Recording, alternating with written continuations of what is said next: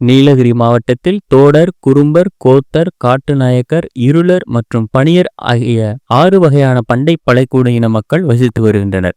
அதில் தோடர் இன மக்கள் வசிக்கும் பகுதி மந்து என்று அழைக்கப்படுகிறது. இவர்கள் மாவட்டத்தின் பல பகுதிகளில் 67 மந்துகளில் வசிக்கின்றனர். இவர்களின் தலைமை மந்தாக தலைக்குந்தா பகுதியில் உள்ள முத்தநாடு மந்து உள்ளது. இந்நிலையில் ஊட்டி தாவரவியல் பூங்காவின் மேல் பகுதியில் உள்ள மஞ்சக்கால் மந்து பகுதியில் தோடர் பழங்குடி மக்களின் பழமையான கோவில் உள்ளது. இதன் கூரையை 9 ஆண்டுகளுக்கு பின் வேயும் நிகழ்ச்சி நேற்று நடந்தது. இதற்காக கோரகுந்தா, அப்பர் பவானி உள்ளிட்ட இடங்களில் கிடைக்கக்கூடிய மூங்கில், பிரம்பு மற்றும் அவில் எனப்படும் ஒரு வகை புல் ஆகியவற்றை கொண்டு வந்தனர்.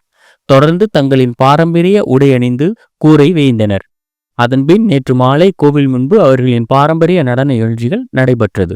இந்த கோவில் பணிகளை ஆண்கள் மட்டுமே மேற்கொள்வது இங்கு வழமை.